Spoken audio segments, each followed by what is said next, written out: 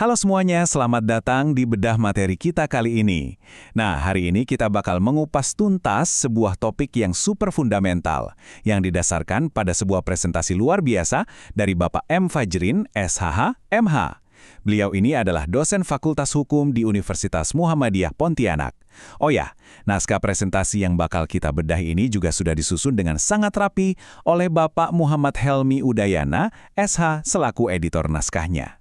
Jadi, di penjelasan kali ini, kita nggak cuma mau baca-baca teks hukum yang kaku loh, kita bakal benar-benar menganalisis gimana sih aparatur negara kita mempraktikkan hukum di dunia nyata demi mencapai satu goal utama, yaitu keadilan. Yuk kita mulai! Oke, sebelum kita masuk terlalu dalam, kita butuh jangkar yang kuat. Sebagai landasan akademik kita hari ini, kita merujuk pada karya yang benar-benar monumental, yaitu buku Ilmu Hukum dari Begawan Hukum kita, Prof. Dr. Sachipto Raharjo, SH. Kenapa ini penting? Karena tujuan utama kita di sini adalah menjembatani teori-teori hukum di buku yang kadang terasa, ya agak abstrak, dengan tindakan konkret yang dilakukan oleh lembaga penegak hukum kita sehari-hari. Biar kita nggak tersesat, ini dia peta jalan kita hari ini. Pertama, kita bahas makna teori penegakan hukum. Terus, kepolisian sebagai gerbang keadilan, dilanjut dengan fungsi penuntutan oleh kejaksaan, dan pengadilan sebagai pemutus perkara. Nanti juga ada daftar pustaka penegakan hukum, dan kita tutup dengan refleksi keadilan untuk penonton. Sip, kita langsung masuk ke bagian pertama, makna teori penegakan hukum untuk memahami konsep dasarnya. Pernah kepikiran nggak sih apa definisi sebenarnya dari penegakan hukum itu? Nah, pakar hukum Sudikno Mertokusumo ngasih penjelasan yang sangat praktis. Hukum itu kan ngatur keseharian kita ya, tapi ketika ada aturan yang dilanggar atau terjadi sengketa, nah disitulah sistem alarmnya berbunyi. Pelaksanaan hukum dalam kondisi darurat atau sengketa inilah yang secara tegas disebut sebagai law enforcement. Ibaratnya ini adalah reaksi sistemik buat mengembalikan ketertiban yang sempat rusak. Tapi tunggu dulu, ahli sosiologi hukum Surjono Sukanto punya sudut pandang yang sedikit berbeda. Dan ini menarik banget. Beliau nggak cuma ngelihat ini soal menghukum orang yang salah. Menurut beliau, penegakan hukum itu sifatnya jauh lebih sosiologis.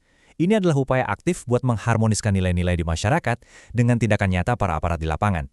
Jadi intinya, ini bukan sekedar ngasih sanksi, tapi memastikan bahwa roh keadilan di dalam undang-undang itu benar-benar hidup dan bisa dirasakan oleh masyarakat. Nah, sekarang kita masuk ke bagian kedua. Kepolisian sebagai gerbang keadilan. Pilar pertama peradilan pidana. Coba kalian bayangkan alur peradilan pidana ini kayak sebuah jalur pipa atau ban berjalan. Ada 3 stasiun utama yang harus dilewati secara berurutan. Mulai dari kepolisian untuk proses penyidikan, lalu masuk ke kejaksaan untuk penuntutan, dan bermuara di pengadilan untuk diputuskan. Kalau satu stasiun aja macet, sistem keadilan ini bakal lumpuh total. Mari kita bedah stasiun yang pertama, kepolisian. Di dunia hukum, polisi itu sering banget dijuluki sebagai penjaga gerbang alias gatekeepers dari sistem peradilan kita. Sesuai dengan KUHAP, mereka ini punya kuasa mutlak buat melakukan penyelidikan dan penyidikan. Kenapa disebut penjaga gerbang? Karena hasil investigasi awal mereka lah yang bakal nentuin apakah suatu kasus ini layak masuk ke dalam sistem hukum formal atau enggak. Tapi ingat ya, tugas polisi itu jauh melampaui sekedar nangkap pelanggar hukum.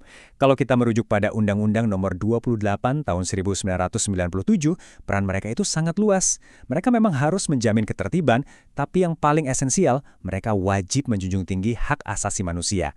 Mereka ini pelindung, jadi menegakkan hukum nggak boleh dong dilakukan dengan cara yang malah melanggar hukum atau merendahkan martabat manusia. Oke, kita lanjut ke bagian ketiga, fungsi penuntutan oleh kejaksaan. Menilai dan mendakwa. Setelah dari kepolisian, berkas perkara itu nggak langsung terbang ke meja hakim loh. Kejaksaanlah yang jadi jembatan krusialnya. Merekalah yang menerima dan membedah hasil penyidikan polisi. Kalau buktinya dirasa kurang, ya dikembalikan.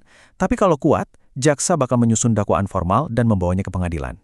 Dan jangan lupa, peran mereka nggak berhenti di situ. Kalau hakim sudah ngetuk palu, jaksalah yang jadi eksekutor buat mastiin putusan itu benar-benar dijalankan. Sekarang kita sampai di puncak alurnya, bagian keempat, pengadilan sebagai pemutus perkara untuk mencapai kebenaran material. Pengadilan ini adalah medan netralnya. Ketika orang nggak bisa damai atau ada kejahatan serius yang terjadi, hakim di pengadilan harus turun tangan. Mereka bertugas ngasih putusan yang sifatnya mengikat dan pastinya wajib 100% objektif dan nggak memihak siapapun. Disinilah perselisihan diselesaikan secara definitif. Kalau kita tarik lagi ke teori akademik, spesifiknya dari pakar hukum Bambang Purnomo, pengadilan ini punya 3 tujuan utama. Pertama, nyari fakta yang sebenar-benarnya. Ini yang sering disebut kebenaran material. Jadi bukan sekedar cari tahu siapa yang menang di atas kertas, tapi apa yang sejatinya terjadi di dunia nyata. Kedua, nerapin hukum dengan adil. Dan ketiga, laksanain putusannya dengan adil juga. Jadi jelas ya, polisi, jaksa, dan hakim itu sebenarnya satu tim besar yang punya satu tujuan, mengungkap kebenaran demi keadilan sosial. Kita masuk ke bagian kelima, daftar pustaka penegakan hukum. Supaya kita sadar kalau semua yang kita bahas tadi itu punya bobot akademis yang berat, ini dia deretan referensi utamanya. Mulai dari Prof. Sacipto Raharjo, Sudikno Murtokusumo, Surjono Sukanto, Bambang Purnono, pedoman KUHP dari M. Yahya Harahap, sampai Lawrence M. Friedman. Ini bukti bahwa bedah materi kita tentang penegakan hukum hari ini berdiri di atas literatur akademik yang super solid, bukan sekedar opini. Dan akhirnya bagian keenam, refleksi keadilan untuk penonton. Mari kita sedikit merenung. Nah, setelah kita bedah semua teorinya, saya punya satu pertanyaan buat kalian resapi. Apakah kepatuhan prosedural yang sangat amat ketat dari polisi, jaksa, dan hakim tadi itu otomatis menjamin tercapainya kebenaran material dan keadilan yang sejati buat masyarakat? Atau jangan-jangan sistem yang kelihatannya sempurna di atas kertas ini tetap bisa menghasilkan ketidakadilan di lapangan? Ini jelas bukan pertanyaan gampang. Buat kalian para mahasiswa, praktisi, atau siapapun yang peduli sama isu hukum, saya tunggu banget pendapat dan debat kalian di kolom komentar. Terima kasih sudah ngikutin penjelasan bedah materi kita kali ini. Teruslah kritis dan sampai jumpa di pembahasan seru berikutnya.